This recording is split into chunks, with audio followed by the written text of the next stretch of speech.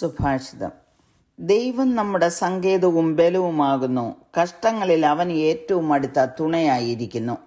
God is our refuge and strength, a very present help in trouble. 46-ാം സങ്കീർത്തനത്തിന്റെ 1-ാം വാക്യമാണ് വായിച്ചത്. കോരകപുത്രന്മാർ എഴുതിയ ഈ സങ്കീർത്തനം ദൈവത്തിന്റെ സംരക്ഷണത്തിലും ശക്തിയിലുമുള്ള ആത്മവിശ്വാസത്തെ അവരുടെ അനുഭവത്തിൽ നിന്ന് വെളിപ്പെടുത്തിയിരിക്കുന്നു. എക്കാലത്തുമുള്ള ദൈവമക്കൾക്ക് ആത്മധൈര്യം പകരുന്ന സങ്കീർത്തനമാണിത്. കഷ്ടങ്ങളിൽ ഏറ്റവും അടുത്ത തുണയായിരിക്കുന്ന ദൈവം. പ്രൊട്ടസ്റ്റ് മതത്തിന്റെ പിതാവെന്നറിയപ്പെടുന്ന മാർട്ടിൻ ലൂതർ ഏറ്റവും ഇഷ്ടപ്പെട്ടിരുന്ന സങ്കീർത്തനമായിരുന്നു 46-ാം സങ്കീർത്തനം. നവീകരണത്തിന്റെ ഇരുണ്ടതും അപകടകരവുമായ കാലഘട്ടങ്ങളിൽ അദ്ദേഹം വളരെ നിരുത്സാഹപ്പെടുകയും കഷ്ടങ്ങളിലും ദുരിതങ്ങളിലും കൂടെ കടന്നു പോവുകയും ചെയ്തു. പ്രതിസന്ധികളും പ്രതികൂലങ്ങളും ആഞ്ഞടിക്കുമ്പോൾ അദ്ദേഹം 46-ാം സങ്കീർത്തനമാണ് പാടി ആശ്വസിച്ചിരുന്നത്. നമ്മുടെ ദൈവം ഉറപ്പുള്ള കോട്ടയാണ്, സമയബന്ധിതമായ ഒരു പരിചയും ആയുധവുമാകുന്നു. അവിടുന്ന് നമ്മുടെ സഹായമാകുന്നു, സംഭവിക്കാവുന്ന എല്ലാ ദോഷങ്ങളിൽ നിന്നും നമ്മെ സ്വതന്ത്രരാക്കും. ലൂതർ പറഞ്ഞത്, ദൈവത്തെ സ്തുതിക്കുന്നതിനായി ഞങ്ങൾ ഈ സങ്കീർത്തനം പാടുന്നു, കാരണം ദൈവം നമ്മോടൊപ്പമുണ്ട്. എല്ലാ മതഭ്രാന്തന്മാർക്കെതിരെയും നരകത്തിന്റെ കവാടങ്ങൾക്കെതിരെയും പിശാചിന്റെ അദമ്യമായ വിദ്വേഷത്തിനെതിരായും ലോകത്തിലെ എല്ലാ ആക്രമങ്ങൾക്കെതിരായും ജഡത്തെയും പാപത്തെയും ശക്തമായി അത്ഭുതകരമായി സംരക്ഷിക്കുകയും പ്രതിരോധിക്കുകയും ചെയ്യുന്നു എന്ന്. പ്രിയമുള്ളവരെ, മാർട്ടിൻ ലൂതർക്ക് മാത്രമല്ല, എല്ലാ കാലത്തുമുള്ള ദൈവത്തിൽ വിശ്വസിക്കുന്ന തന്റെ മക്കൾക്ക് വേണ്ടിയുള്ള വാഗ്ദത്തമാണ് നൽകിയിരിക്കുന്നത്. നാം വായിച്ച കുറിവാക്യത്തിൽ ദൈവത്തെക്കുറിച്ചുള്ള ഒരു വിവരണവും അവിടുത്തെ സ്വഭാവത്തെ അടിസ്ഥാനമാക്കിയുള്ള ഒരു അത്ഭുതകരമായ വാഗ്ദാനവും അടങ്ങിയിരിക്കുന്നു. ദൈവം നമ്മുടെ സങ്കേതമാണ്, ബലമാണ്, കഷ്ടങ്ങളിൽ ഏറ്റവും അടുത്ത തുണയാകുന്നു.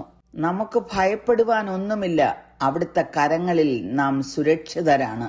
ഈ ജീവിതത്തിലെ കഷ്ടപ്പാടുകളിൽ നമുക്ക് ദൈവത്തിൽ നിന്ന് മാത്രമേ സുരക്ഷിതത്വം കണ്ടെത്തുവാൻ കഴിയുകയുള്ളൂ.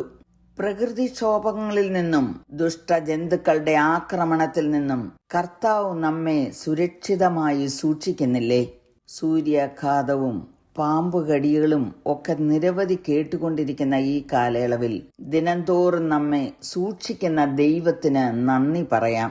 ആവർത്തന പുസ്തകം 33-ാം അധ്യായത്തിന്റെ 27-ാം വാക്യത്തിൽ എഴുതിയിരിക്കുന്നത്, പുരാതനനായ ദൈവം നിന്റെ സങ്കേതം, കീഴെ ശാശ്വത ഭുജങ്ങളുണ്ട്, അവൻ ശത്രുവിനെ നിന്റെ മുമ്പിൽ നിന്ന് നീക്കിക്കളഞ്ഞ് സംഹരിക്ക എന്ന് കൽപ്പിച്ചിരിക്കുന്നു. ശത്രുവിനെ പേടിച്ച് ഗുഹയിൽ ഒളിച്ചിരുന്ന ദാവീദ് 142-ാം സങ്കീർത്തനത്തിൽ എഴുതിയിരിക്കുന്നത്, ഞാൻ യഹോവയോട് ഉറക്ക നിലവിളിക്കുന്നു, ഞാൻ ഉച്ചത്തിൽ യഹോവയോട് യാചിക്കുന്നു, അവന്റെ സന്നിധിയിൽ ഞാൻ എന്റെ സങ്കടം പകരുന്നു, എന്റെ കഷ്ടത ഞാൻ അവനെ ബോധിപ്പിക്കുന്നു. തന്റെ സങ്കടവും കഷ്ടതയും ദൈവത്തോട് പറഞ്ഞ ദാവീദ് 5-ാം വാക്യത്തിൽ എഴുതിയിരിക്കുന്നത്, യഹോവേ, ഞാൻ നിന്നോട് നിലവിളിച്ചു, നീ എന്റെ സങ്കേതവും ജീവനുള്ളവരുടെ ദേശത്ത് എന്റെ ഓഹരിയുമാകുന്നു എന്ന് ഞാൻ പറഞ്ഞു. ഗുഹയിൽ ഒളിച്ചിരുന്ന ദാവീദിന് ദൈവം സങ്കേതമായിരുന്നു. പ്രിയമുള്ളവരെ, മറ്റുള്ളവരുടെ മുമ്പിൽ വെളിപ്പെടുവാൻ കഴിയാതെ ഒരു ഗുഹയിൽ എന്നവണ്ണം പലതും ഭയന്നും പേടിച്ചും സുരക്ഷിതമില്ലാതെ സഹായത്തിന് ആരുമില്ലാതെ ആയിരിക്കുന്നു എങ്കിൽ ദാവീദിനെ പോലെ നമുക്കും ദൈവത്തോട് നിലവിളിക്കാം, അവിടുത്തെ സന്നിധിയിൽ സങ്കടങ്ങൾ പകരാം.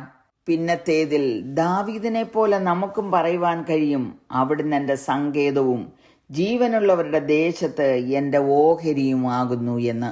ഉറപ്പോടും ധൈര്യത്തോടും കൂടെ 62-ാം സങ്കീർത്തനത്തിൽ വീണ്ടും അദ്ദേഹം എഴുതിയിരിക്കുന്നത്, ജനമേ, എല്ലാ കാലത്തും അവനിൽ ആശ്രയിപ്പീൻ, നിങ്ങളുടെ ഹൃദയം അവന്റെ മുമ്പിൽ പകരുവീൻ, ദൈവം നമ്മുടെ സങ്കേതമാകുന്നു. ദാവീദ് ദൈവത്തിൽ ആശ്രയിച്ചു, ആ ഉറപ്പുള്ള പാറയിൽ വിശ്വസിച്ചു. അദ്ദേഹത്തെ എല്ലാ കഷ്ടത്തിൽ നിന്നും വിടുവിച്ച് ഇസ്രയേലിന്റെ രാജസ്ഥാനത്തേക്ക് എത്തിക്കുവാൻ ദൈവം വിശ്വസ്തനായിരുന്നു. 46-ാം സങ്കീർത്തനം തുടർന്ന് നാം വായിക്കുമ്പോൾ, വിവിധ തരത്തിലുള്ള പ്രകൃതി ദുരന്തങ്ങളിൽ ദൈവം സങ്കേതമായിരുന്നത് രേഖപ്പെടുത്തിയിട്ടുണ്ട്. കോരഹപുത്രന്മാർ അവരുടെ അനുഭവത്തിൽ നിന്നുമാണത് പറഞ്ഞിരിക്കുന്നതും.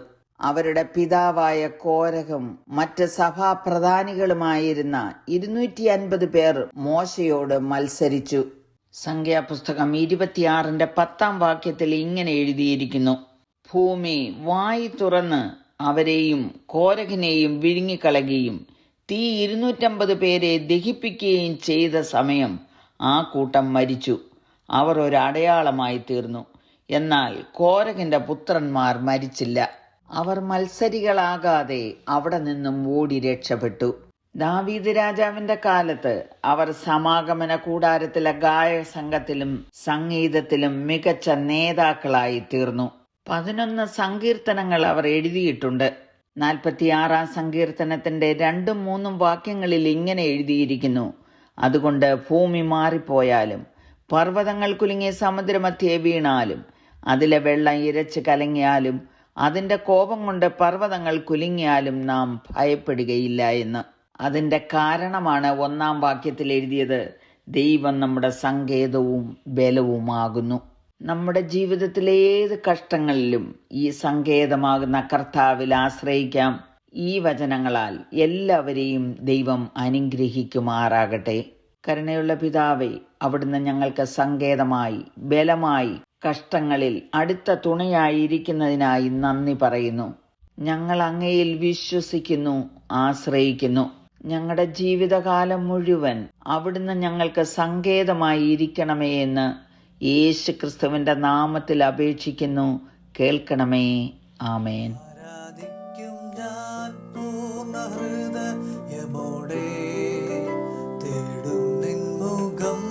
ജീവകാലമല്ല സേവ